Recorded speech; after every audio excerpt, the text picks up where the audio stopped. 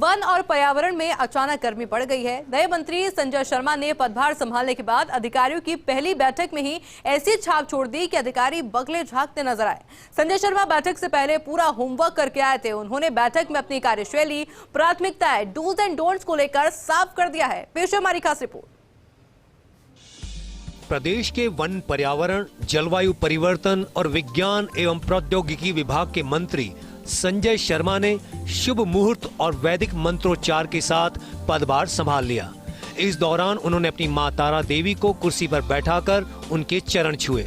पदभार ग्रहण के दौरान संजय शर्मा की पत्नी बबीता शर्मा, पुत्र निकुंज शर्मा, पंडित जले सिंह मौजूद रहे।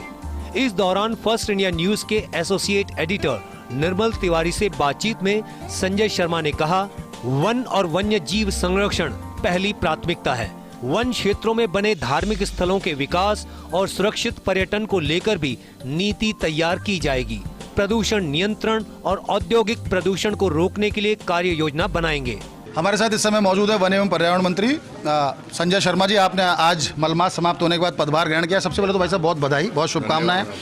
आप परम गौभक्त हैं संजय जी, और किस तरह की प्राथमिकता रहने, क्योंकि बहुत ही संवेदनशील विभाग है वन एवं पर्यावरण की बात करें, जलवायु परिवर्तन की बात करें, विज्ञान प्रौद्योगिकी की बात करें। ये सबसे पहले तो मैं हमारे यशस्वी प्रधानमंत्री जी को, माननीय मुख्यमंत्री जी को धन्यवाद देना चाहूँगा कि एक महत्वपूर्ण जिम्मेवारी मुझे आपने सौंपी है और वन एवं पर्यावरण, जलवायु परिवर्तन, विज्ञान एवं प्रौद्योगिकी जैसा विभाग मुझे सौंपा है। निश्चित रूप से इसमें काम करने का बहुत मौका मुझे मिलेगा।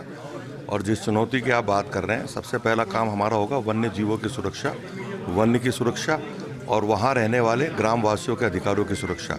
साथ ही साथ वन्य के माध्यम से, पर्यावरण के माध्यम से राजस्थान में पर्यटन को बढ़ावा मिले और बेरोजगार युवकों को रोजगार भी मिले। चूंकि आपके पास पर्यावरण विभाग भी है, प्रदूषण मंडल भी उसी में आता है। प्रदूषण को नियंत्रण करना, कार्बन उत्सर्जन को रोकना, क्योंकि ग्राउंड वाटर लेवल है, नीचे जाता जा रहा है। प्रकृति संरक्षण बहुत जरूरी है, खासकर कोरोना के बाद जिस तरह की स्थिति थी, तो उसको लेकर के कोई और इस तरह का प्लान हुआ, या इस दौर में आपने 1 महीने की इस अवधि में अधिकारियों से बातचीत की, कोई प्लान तैयार करने की बात हो, 100 दिवसीय कार्य योजना की बात करें? देखिए, मैं अधिकारियों से, जब से मुझे विभाग मिला है, अधिकारियों से लगातार संपर्क भी रहा हूँ। अधिकारी मुझसे आके मिले भी हैं और बहुत जल्दी राजस्थान, क्योंकि जिस जिले से मैं आता हूँ वहाँ बड़े बड़े उद्योग भी हैं और वो पीड़ा मैं जानता हूँ। पॉल्यूशन की भी, मान प्रदूषण के बारे में जानता हूँ। विशेष रूप से दिल्ली में जब प्रदूषण होता है तो हम पे सारी पाबंदियाँ लगती हैं, विशेष रूप से अलवर ज़िले के अंदर। अब चूँकि मंत्रालय आया है, आज मैं विधिवत यहाँ पे कार्यभार ग्रहण कर रहा हूँ। अधिकारियों से मैंने पहले भी जानकारी ली है और आने वाले समय में राजस्थान प्रदूषण मुक्त हो, आम जन को स्वच्छ हवा मिले और सुंदर राजस्थान दिखे, उसके लिए पूरा प्रयास हमारे द्वारा किया। एक अंतिम सवाल भाई साहब, चूंकि आज तो मौका भी इस तरह का है, आप तो पांडुपौल की धरती से हैं, आप तो भर्तरी की धरती से हैं, आप तो करणी माता की धरती से हैं। धार्मिक पर्यटन और इन स्थलों को जोड़ते हो, क्योंकि वन क्षेत्र में सरिस्का आप तो उसी क्षेत्र से आते हैं, तो इन सबको कैसे समन्वय में करेंगे, इसको लेकर कोई प्लान? पूरा राजस्थान, मैं तो कहूँगा एक पूरे राजस्थान में बहुत ऐसी संभावना है जो हमारे धार्मिक स्थल हैं, उनको हम पर्यटक के रूप में भी अगर डेवलप करते हैं तो एक बहुत बड़ा स्थान राजस्थान को पूरे भारत में नहीं, अभी तो विश्व में स्थापित करने का प्रयास हमको करना चाहिए और हम करेंगे भी। तो निश्चित तौर पर कहा जा सकता है कि आज वन पर्यावरण विभाग की कमान सही हाथों में है और उम्मीद की जानी चाहिए कि जल्दी ही नवाचार विभाग में देखने को मिलेंगे। पदभार ग्रहण के बाद ACS Shikhar Agarwal, PCCF hop Munish Garg, Arindam Tomar, Arijit Banerjee और पवन उपाध्याय के साथ पहली आधिकारिक बैठक भी की।